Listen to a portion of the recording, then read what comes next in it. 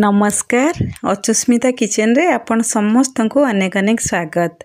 आज मु आपण मानक सहित शेयर करी पूरा पूरी धला सफा एकदम क्रिस्पी आलू चिप्स बा पोटैटो चिप्स। ए वीडियो रे मु आपण मानक सहित छोट छोट टिप्स शेयर करी जहा फल आपण आलू चिप्स बिल्कुल कला पड़बनी, पूरा पूरी धला सफा मार्केट परी चिप्स बनिकी रेडी हेबो। वीडियोटी को फुल वाच करंतु एवं मोर छोट छोट टिप्स को फॉलो करंतु। आपणक चिप्स एहीपरि परफेक्ट बनिबो। वीडियोटी भल लागले लाइक करंतु, आपणक सांग मानक सहित शेयर करंतु एवं जदि मो चैनल को एपर्यंत सब्सक्राइब करनांती बा नुआ अछंती प्लीज सब्सक्राइब करनियंतु। चलंतु ताले स्टार्ट करिबा आजिर रेसिपी। एठी देखंतु मु आलू चिप्स बनेया पे मु नेची आलू किछि आलू नेची। आलू जेतेबेले नेबे बेसी बड़ बा छोट अति छोट नेबेनी कि अति बड़ नेबेनी, मीडियम साइज रो आलू ही नेबे जहा फल के आपनक आलू रो स्लाइस गुडी को बहुत बढ़िया भाबरे बनि परिबो। एठी देखंतु मु गोटे आलू नेकी ताकू भल भाबरे तार चोपा को छड़े नउची। आउ जेतेबेले आलू आपण नेबे नुआ आलू ही नेबे, पुराना आलू रे बिल्कुल भी करिवेनी। जदि करिवे ना सेटा लाल पड़ी जिवो, भल हबनी।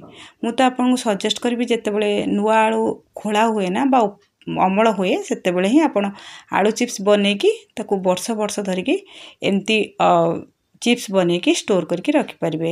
एठी देखंतु मु आलू भल भाबरे चोपा को छड़े नेची। मु एठी आपण को आउ गोटे टिप्स कहबी, जेतेबेले आपण आलू करूचंती बा काटुचंती ताकू बाहर बेसी समय रखिबेनी, संगे संगे ताकू पानी रे पकेबे जा नहले एटा कला पड़ी जिवो, भल हबनी। एठी देखंतु मु पानी रे एई पिलर सहायता रे ही काटिकी एमती स्लाइस गुडी को आलू रो काटिचे। आपण चाहिले पनिके हो बा पोटैटो स्लाइसर रे हो आपण एको एमती स्लाइस करि परिबे।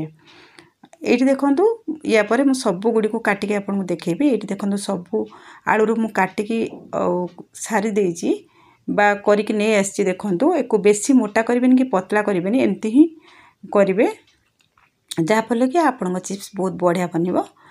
तापर प्रथमे हमें एठी भल भाबरे एई आलू रो कट्टा गुडी को भल भाबरे धोई नबा। जे पर्यंत एटा होची सबुठारे इम्पोर्टेंट, जे पर्यंत हमरो पानी भल परिष्कार पानी बाहरिनी से पर्यंत आमे ताको धोउथबा। जेतेबेले परिष्कार पानी बाहरबो बा पूरा पानी रो कोनसी हमकु लागिबनी कि किछि मैला अछि सेतेबेले पर्यंत आमे ताको धोईकी छाड़ी दबा। ए आपण चाहिले एमती पानी न बदलै कि मध्य टैप पाखु नै कि ताकू बारंबार पानी खोलिकी ही धोई परिबे। एठी देखंतु मोर आउ भल पूरा परिष्कार हे गलानी, पानी पूरा धला बाहरलानी। आउ बेसी धोइबा दरकार नै। मु एठी 6 रु 7 थर धोइथली पानी को चेंज करिकी। एठी देखंतु एठी आउ गोटे मु आपन को टिप्स कहबी। एठी देखंतु मु नेची फिटिकिरी। एई फिटिकिरी ही हमर एई आलू चिप्स को धला पकेइबो। एठी देखंतु मु नेची आधा चामच हबो ताकू गुंड करिकी पूराटा आमे नबानी। एठी देखंतु 2 केजी आलू पई मु एतिकी ही नेची।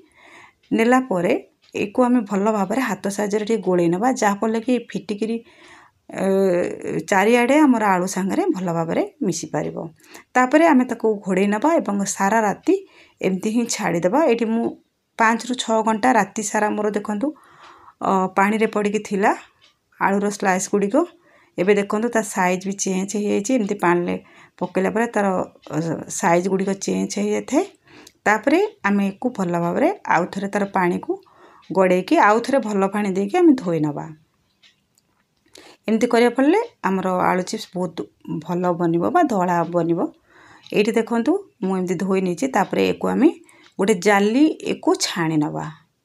जाली को छाणीबा फल कोन होबो कि आमे जेतेबेले पानी रे सिझेबा ना, एमती जदि डायरेक्ट आमे पानी ले दबा ना हमर पानी भी छाणीला बेले किछि जीवो जोटा कि हमर आलू बेसी ओभर कुक हे जिवो। तेनु छाणी देबे। तापर एठी देखंतु मु गोटे डिश रे बसेछि पानी आ सेथिरे दे देछि छोट खंडे फिटिकिरी।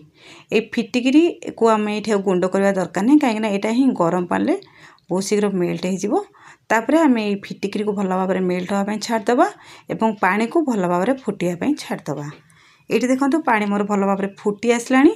एबे आमे काटिक रखिथिबा आलू रो स्लाइस गुडी को ए पानी रे दे दबा। तापरे आमे गैस रो फ्लेम को एठी हाई कर दबा भल भाबरे फुटिया पई। एठी देखंतु मु आलू रो पीस गुडी को देला परे एठी दे देछि स्वाद अनुसार लूण। आपण चाहिले एको प्रथम रो मध्ये पानी जेतेबेले फुटुथला सेतेबेले भी देई परथांते। एठी देला परे आमे ताको भल भाबरे गोळेई नबा बा एपट सेपट कर नबा जहा फले कि लूण हमर सब जगह भल भाबरे भेदी पारिबो। तापरे आमे 5 रु 7 मिनिट पर्यंत एको भल भाबरे फुटिया पई छाड दबा। एबे देखंतु 7 मिनिट हेई गलानी मु आपनको ताको एमती ही मझिरे मझिरे आमे ताको गोळोतबा नहले हमर गोटे भल से सिझी जिवो गोटे सिझिबोनी एमती ही हबो। तेणु आपण चेष्टा करे सब बळे एपट सेपट करिकि ताको गोळोतबा आमे मझिरे मझिरे। एठी देखंतु हमर केते फेण बाहरी आसलानी बा मैला हमर ऊपर को आसी गलानी मते लागुची कि हमर हे गलानी। एठी आमे चेक करबा एमती ही आमे फोल्ड करबा एटा जदि फोल्ड हे जिवो ताहले आमे जानिबा हमर आलू ओभर कुक हेनी आउ ठीक जेति कि हमर दरकार चिप्स पई सेति कि सिझिची। जदि आमे ओभर कुक कर दबा ना एटा आमे फोल्ड कला बेले सेटा भांगी जिवो आ जोटा कि हमर चिप्स बिल्कुल भी भलो बनिबोनी। एठी देखंतु मु सबु आलूर पीसेस गुडी को छाणी नेची गोटे जाली को तापरे खरारे गोटे कॉटन कपड़ा ऊपर देखंतु मु ताको चारिबटे गोटा गोटा करिकि सुखै नेची। आज भलो खरा होतला एवं आमे एमती 3 घंटा परे देखंतु हमर स्लाइस रो गोटे पट बहुत बढ़िया भाबरे सुखी गलानी। आमे ताको एई परि भाबरे सबु आलूर चिप्स गुडी को एमती उल्टे नबा जहा फले कि दुई पट हमर भलो भाबरे सुखी परिबो। एटा बेसी समय लागेनी बहुत जल्दी सुखी जाए। आपण चाहे फैन तले मध्य सुखै पारिबे मात्र टिके टाइम लागे खरार सुखेले भलो। एठी देखंतु संध्या बेलको मु आपनको देखौची देखंतु हमर सब चिप्स गुडी को बहुत बढ़िया भाबरे सुखी जाईची पूरा मु आपनको देखौची देखंतु बहुत बढ़िया भाबरे सुखीची आ धळा धळा ही अछि। एको हमें छाणी के मु आपनको देखैबी छाणला परे एटा केमती बनिची।